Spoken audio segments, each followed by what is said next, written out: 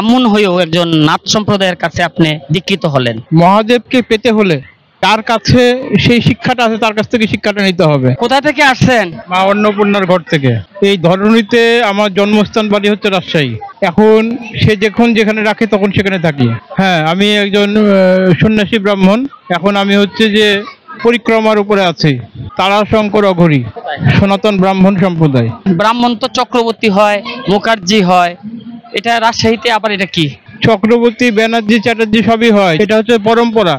এটা সন্ন্যাস নেওয়ার পরে পরম্পরা হয়। বিয়ে করেন নাই? হ্যাঁ, বিয়ে করেছি। আপনার বিবাহ না করলে হোম করার অধিকার থাকে না, যজ্ঞ করার অধিকার থাকে না। আমার সমস্ত কিছু আমি কর্তব্য পালন করার পরে, ধর্ম প্রচারের জন্য আমি আমার এই কার্য বেছে নিয়েছি। কয় ছেলে কয় মেয়ে? এক মেয়ে বিবাহ সম্পাদন করেছি। আমার একটাই মেয়ে। আমার মেয়ের বিয়ে দেওয়া হয়েছে মানিকগঞ্জ। এই ধরনীর পার্বতী কোথায় আছে? ধরনীর পার্বতী বাড়িতেই আছে।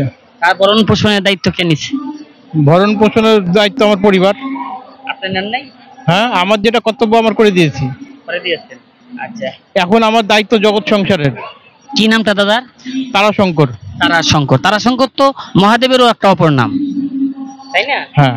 এই জন্যই কি নেওয়া? কি বাবা মার রাখাই নামই তারাশঙ্কর?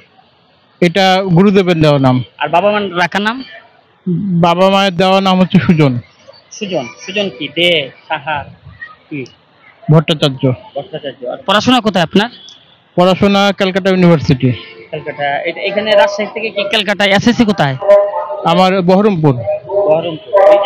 আপনি কি কলকাতায় থাকেন? আমার পড়ালেখা হয়েছে, আমার হচ্ছে যে মাধ্যমিক, উচ্চ মাধ্যমিক বহরমপুর, নদীর ওই পারে, পদ্মার এই পারে, ওই পার, পদ্মার ওই পারে। আর ব্যাচেলর অফ আয়ুর্বেদ মেডিসিন করেছে ক্যালকাটা ইউনিভার্সিটি থেকে। আচ্ছা আচ্ছা। এখন কোনো চেম্বার করছেন নাকি? না, চেম্বার করি না। এইভাবেই এই চেম্বার করি না। যতটুকু বিদ্যা অর্জন করেছি এটা মানুষের কল্যাণের জন্য কাজে লাগাই। কি কাজ করেন আপনি? কি কি কাজে লাগান? যেরকম আপনার মনে করেন যে আমার পরিভ্রমণের মাঝে কাউকে যদি চিকিৎসা দেওয়ার দরকার হয় চিকিৎসা দিই, পরামর্শ দেওয়ার দরকার হলে পরামর্শ দিই। হ্যাঁ, বলেন। একজন ব্রাহ্মণের যে কর্তব্য, সেই কর্তব্য আমি পালন করি। আচ্ছা আচ্ছা। তা তো আপনি ব্রাহ্মণ হয়ে তো আপনি পূজা পার্বণও করতে পারতেন। হ্যাঁ, পূজা পার্বণ তো করি। করেন না? করি। পূজা পার্বণ করতে পারতাম, কিন্তু পূজা পার্বণ করতে হলে একটা জিনিসের মধ্যে সীমাবদ্ধ। আমি হচ্ছে যে গুরুগিরি, আমার বিভিন্ন জায়গাতে শিষ্য আছে। শিষ্যদের মাঝে আমাকে যেতে হয়। হ্যাঁ, আমার হচ্ছে যে বাংলাদেশ, ভারত, নেপাল, বিভিন্ন জায়গাতে আমার শিষ্য আছে। আচ্ছা। আর এখানে কার সান্নিধ্য? গুরু কি আপনার? কোথায়? মানে এই যে আপনি যে নিজে এই পথে আসলেন, এই পথে যিনি আনলেন, কার হাত ধরে আসলেন? আচ্ছা আচ্ছা। আমার শ্রী গৌরাঙ্গ চতুর্বেদী আমার গুরু। হ্যাঁ, উনি হচ্ছেন যে নাথ সম্প্রদায়ের উনি হচ্ছে অঘরী। এটা হিন্দু ধর্মাবলম্বীদের মধ্যে একটা ভেদাভেদ আছে, যারা নমশূদ্র, কায়স্থ, ব্রাহ্মণ হয়েও একজন নাথ সম্প্রদায়ের কাছে আপনি দীক্ষিত হলেন। শুনেন, একটা জিনিস কি যে মহাদেবকে পেতে হলে মহাদেবের যার কাছে সেই শিক্ষাটা আছে তার কাছ থেকে শিক্ষাটা নিতে হবে। আপনার এই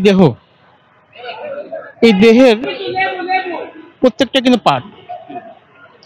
ব্রাহ্মণ হচ্ছে মুখ, এটা এই অংশটা হচ্ছে ক্ষত্রিয়, এই অংশটা হচ্ছে বৈশ্য, আর এই অংশটা হচ্ছে শূদ্র। আপনি যদি কোনো একটা অংশ যদি কেটে ফেলেন বা বাদ দিয়ে ফেলেন, আপনি কি থাকবেন? থাকবেন না।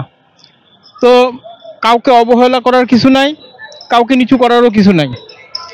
স্বয়ং ভগবান কাউকে নিচু করেনি। মানুষের এটা দীনতা, বুঝার ভুল। আমি যে ভূদেবীর উপরে বসে আছি, ভূমিদেবী তো শূদ্র, তাহলে তাকে আমরা জননী হিসেবে প্রণাম করছি না? পরমেশ্বর যখন যেভাবে রাখে তখন সেভাবে থাকবো, কেননা আমরা সবকিছু তার উপরে ছেড়ে দিয়েছি। আমাদের নিজের আর কিছু নাই। সে ভালো রাখলে ভালো থাকবো, খারাপ রাখলে খারাপ থাকবো।